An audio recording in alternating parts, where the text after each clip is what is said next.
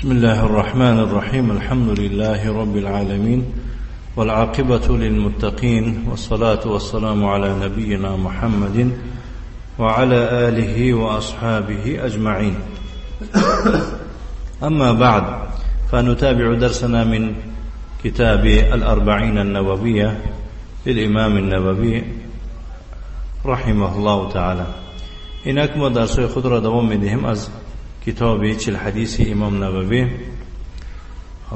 درس امروزی ما آغاز می‌یابد آنجا که شیخ می‌فرماید: الحديث الثاني والعشرون عن أبي عبد الله جابر بن عبد الله الأنصاري رضي الله عنه أن رجلا سأل رسول الله صلى الله عليه وعلى آله وسلم فقال: أرأيت إذا صليت المكتوبات وصمت رمضان وأحللت الحلال وحرمت الحرام ولم أزد على ذلك شيئا أأدخل الجنة؟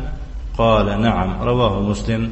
ومعنى حرمت الحرام اجتنبته، ومعنى أحللت الحلال فعلته معتقدا حله.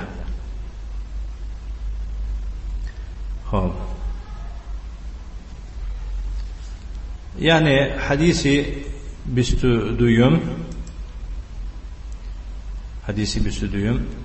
از ابو عبدالله جابر ابن عبدالله الانصاری رضی الله عنه روایت میکنند که مرد از پیغمبر صلی الله علیه و آله و سلم سوال کرده، پرسید. مراد از مرد که سوال کرده است و این نعمان ابن قوقل بوده است. فهمیدید نه؟ نعمان بوده است. خب برای من خبر ده، آیا هرگاه نمازهای فرض شده را بخوانم، ماه رمضان را روزه بدارم، حلال را حلال بدانم و حرام را حرام بدانم و با آنها چیز نفس یعنی یکون چیز علاوه نکنم، آیا به بهشت داخل می شوم؟ پیغمبر صلی الله علیه و آله و سلم گفت آره. این حدیث را مسلم روایت کرده است. و معنای حرام را حرام بدانم یعنی از آن دوری جویم، و معنای حلال را حلال بدانم یعنی آن را از روی اعتقاد حلال دانسته انجام دهم.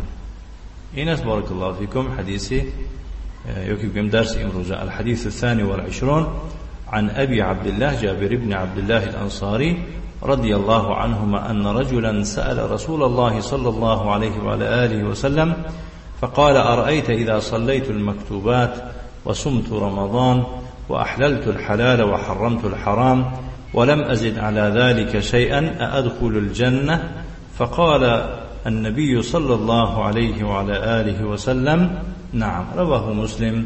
ومعنى حرمت الحرام اجتنبته، ومعنى أحللت الحلال فعلته معتقدا حله. نكتفي. وصلى اللهم وسلم على نبينا محمد وعلى آله وأصحابه وسلم تسليما مزيدا، والحمد لله رب العالمين.